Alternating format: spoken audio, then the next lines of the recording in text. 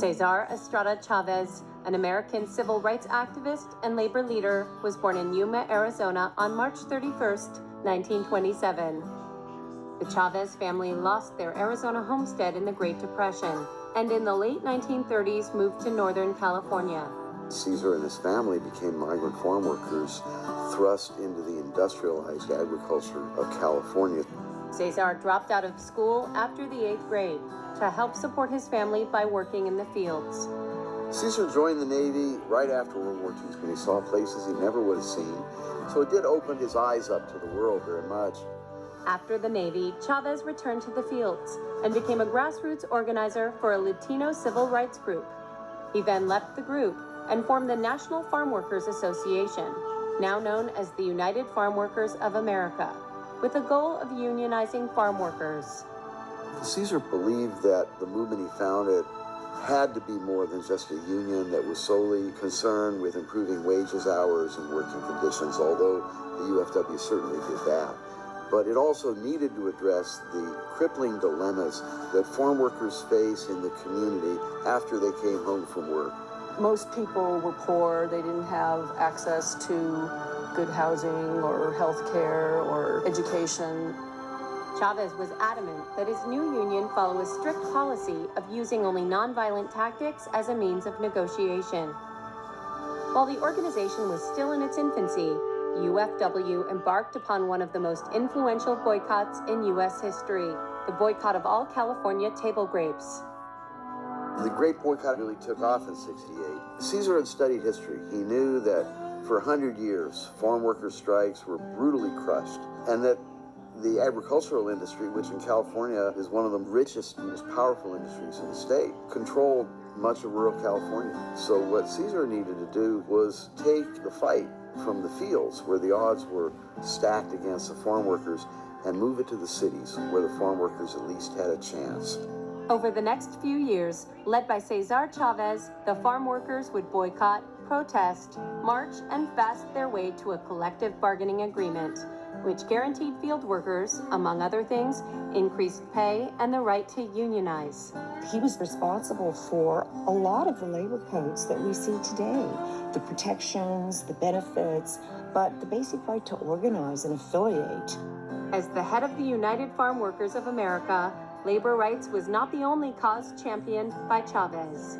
Cesar's commitment to social justice went far beyond the farm workers. In the 1960s, he was a strong and vocal opponent of the Vietnam War. In the 1970s, Cesar was an early and vocal supporter of gay rights. Also not a popular position, especially at that time, among his own constituency. Cesar Chavez died in his sleep on April 23, 1993. He was survived by his wife Helen, their 8 children, and 31 grandchildren. In 1994, he was posthumously awarded the Presidential Medal of Freedom by President Bill Clinton. In 1975, there was a reporter with a national news magazine following Cesar around for several days, rallies, marches, picket lines. And in an interview, she asked him what accounts for all the affection and respect that farm workers show you in public. And Cesar paused for a moment, and then he smiled his easy smile, and he said, "The feeling is mutual." Y se puede. Yes, we can. This iconic call to action started with a Mexican-American teacher who stood up for working people. Biography, you need to know. Dolores Huerta grew up in California's Central Valley, but despite the abundance surrounding them, the migrant farm workers had little to feed their children. Dolores was a teacher, and when she saw her students with empty stomachs and bare feet, she decided to fight for these families. So Dolores began to organize the farm workers, demanding better working conditions and higher wages. Then, she co-founded the United Farm Workers with Cesar Chavez and helped build the Chicano Civil Rights Movement. She changed the world to give working people a voice. You need to know Dolores Huerta. A judge of Puerto Rican descent, Sonia Sotomayor is only the third female justice to ever serve on the United States Supreme Court. Sonia Sotomayor is not only a pioneer by becoming the first Hispanic ever appointed to the Supreme Court, she really is the classic embodiment of the American dream. Born on June 25, 1954, Sonia Sotomayor grew up in the South Bronx of New York and decided to go into law after watching an episode of Perry Mason. Sotomayor entered Princeton University on a full scholarship and graduated summa cum laude in 1976. Sonia Sotomayor, I know all the way back to when we went to college together in the 1970s. She was a little on the shy side, a little on the quiet side, but always formidable. She was like one of the smartest people in a place that was filled with a lot of smart people. After receiving her Juris Doctorate from Yale in 1979, Sotomayor became a New York assistant DA and moved into private practice in 1984. After being nominated by President George H.W. Bush in 1991, Sotomayor became the first Hispanic federal judge in New York State.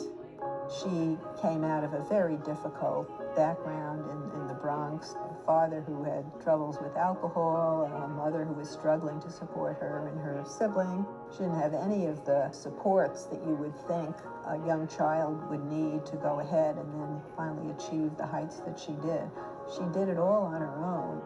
In 1995, Sotomayor became well known for her ruling, which ended the 1994 baseball strike after 232 days. 2 years later, she was nominated by President Bill Clinton to become a judge on the U.S. Court of Appeals.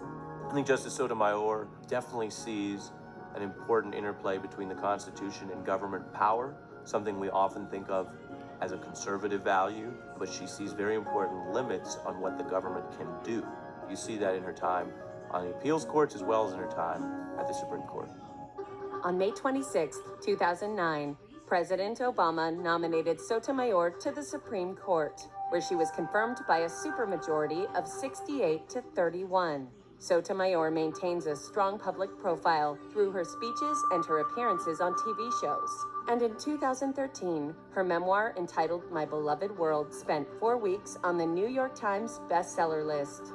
Supreme Court Justice Sotomayor is the most down-to-earth, humble person.